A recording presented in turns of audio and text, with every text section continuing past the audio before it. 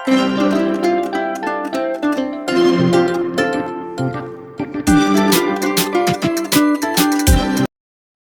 साया। मंजर एक सुनसान और पुराना गांव। रात का वक्त था, चांदनी रात थी, लेकिन बादलों ने चांद को ढांप रखा था। एक पुराना खस्ता हाल गांव जिसके बासियों ने सालों से उसे छोड़ दिया था। एक ग्रुप दोस्तों का जो मुहिम जोई के शौकीन थे इस गांव में अली ग्रुप का लीडर, बहादुर और अक्लमंद, सारा अली की बहन, ज़हीन और हसास, ज़ैन अली का बेहतरीन दोस्त, मज़ाका और बेखौफ, आयशा सारा की दोस्त, मुतजस्सिस और तेज फहम। अली खौफ से ये जगह वाकई अजीब है। क्या ये वही गांव है जिसके बारे में हमें बताया गया था? ज़ैन हंसते हुए, डरो मत यार, हम यहाँ एक रात गुजारेंगे और फिर वापस चले जाएंगे। हिस्सा दुवम, पहला निशान। मंजर गांव का मरकजी चौक। दोस्तों ने अपने कैंप लगा लिए और आग जला दी। अचानक अली ने एक पुराना धूल से भरा किताब देखा जो चौक में पड़ी थी। अली किताब उठाते हुए, देखो ये क्या है? आयशा किताब को देखते हुए, ये तो बहुत पुरानी लगती है, इस पर कुछ लिखा हुआ है। किताब में एक पुराना अफसाना दर्ज था जिसमें जिक्र था कि इस गांव पर एक लानत थी। इस लानत की वजह से यहाँ रहने वाले लोग गायब हो जाते थे और उनका साया हमेशा के लिए यहाँ रह जाता था। हिस्सा सिवम, पहला खौफ। मंजर गांव की गलियां। ग्रुप ने गांव की गलियों में घूमना शुरू कर दिया।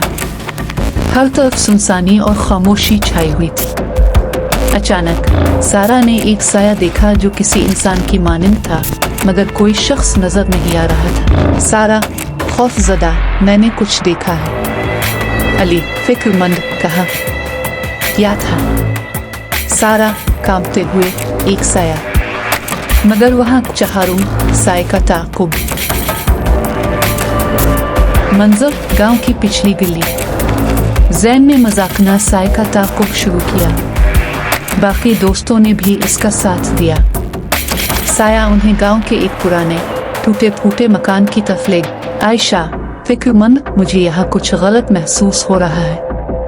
अली संजीदगी से, हमें मोहतात रहना चाहिए, कुछ तो है यहाँ। हिस्सा पंजुम, मकरू हकीकत। मंजर पुराना मकान। मकान के अंदर हर चीज टूट फूट का शिकार थी।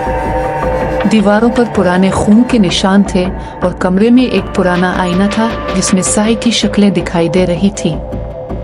अली हैरान, ये क्या है? ये आईना तो अजीब है। ज़ैन आईना को देखते हुए, ये तो बिल्कुल खौफनाक है। अचानक आईने से एक खौफनाक आवाज आई, तुमने यहाँ आकर बड़ी गलती की। हिस्सा शशुम, मुकाबला। मंजर आईना के सामने। दोस्तों ने महसूस किया कि वो साया उनका पीछा कर रहा है। आईने से निकलकर वो साया हकीकत में तब्दील हो गया। सारा चिल्लाती हुए, भागो, ये हमें मार देगा। अली बहादुराना, नहीं, हमें उसका सामना करना होगा।